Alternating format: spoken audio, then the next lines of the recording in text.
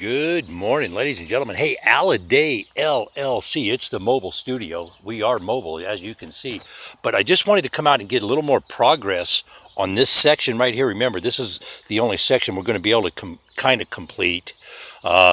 These plants here would have been planted down in here, right in here, to give that extra layer. Lemon basil. Oh man, that's good stuff, ladies and gentlemen. But you can see all the strawberries here, all the strawberries. Hey, if you're in the Reno, Nevada area, I have over 100 strawberry plants. I'll pause in a minute and go show you the ones over there. But I'll make a heck of a deal if you want to do something for your yard. You want to do a strawberry thing. I got a lot of plants. I'm going to show you something here.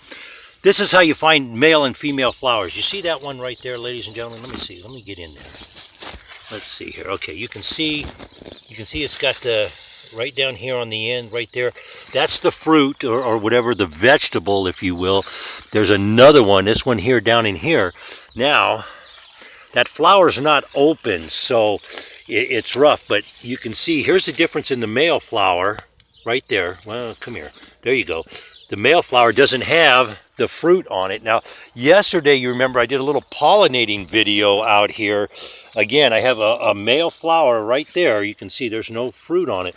But check it out. Look at that pumpkin right there. That doubled in size overnight after I pollinated it. This one here looks like it's going to be good too. Where is it? There it is. That one there will probably be good. The one on the bottom is already starting to dry out. It didn't get pollinated in time. So that one there is going to die, ladies and gentlemen. It'll fall off. These are pumpkins right over here. I have squash over here. I don't see any squash. I'll see if this opens up. This may have already got pollinated. Usually when they pollinate, the flowers will close up and you won't, it won't be open anymore. Let me get in there where you can see. But you see how this is already twisting? So perhaps we had a bee in here yesterday, or an ant, or one of the critters pollinated that for us. And because I try to do them by hand to keep things going, I don't see any flowers coming in here. Well, here's some flowers. There'll be flowers on this in a couple days. If I remember, this is spaghetti squash is what this is, spaghetti squash. But as you can see, let's get over here. And you can see what's going on here.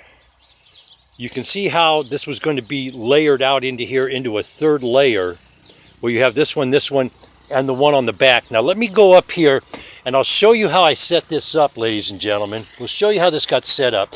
You see we have a planter box here, right here, and you can see the ones over there too. But you can see the planter box here. Now, remember, the slope, you can see as my slope is coming down this way, and you can see the slope of the land here.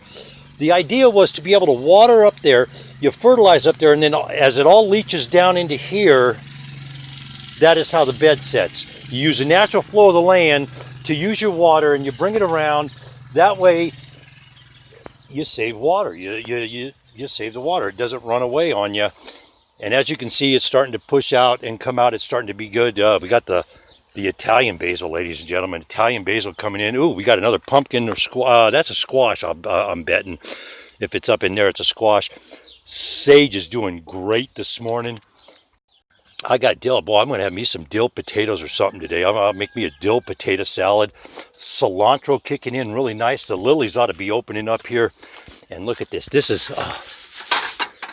smells like you're at the candy cane shop, in Santa's shop. Peppermint, ladies and gentlemen. You can't beat it. Peppermint. Hey, I'm going to get out of here. That was what the game plan was. And I was going to bring it out to right here where this post is. We're going to bring this other layer out here. And as you can see, you'll see what happens here. As I'm walking down and backing up, the land slopes. So I was using the natural slope of the land to channel my water and get my water to go where I need it to go. Of course, we got the giant sunflower seeds. They're getting ready to start popping flowers here left and right. So this is going to look really, really cool underneath all the oregano. Autumn mist getting ready to open up too, ladies and gentlemen. But that's what was going on. That was how I was going to utilize the water and the slope of the land. So when we did stuff, when we watered up there, we could use the water. It would come down and eventually leach.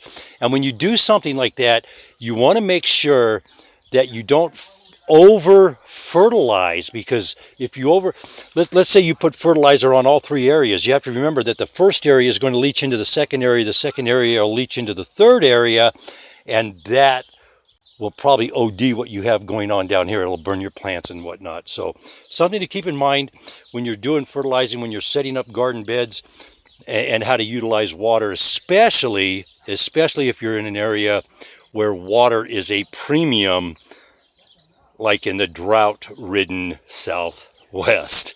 Ladies and gentlemen, I got to get out of here for the day. Let's have a great day. Let's all be safe out there.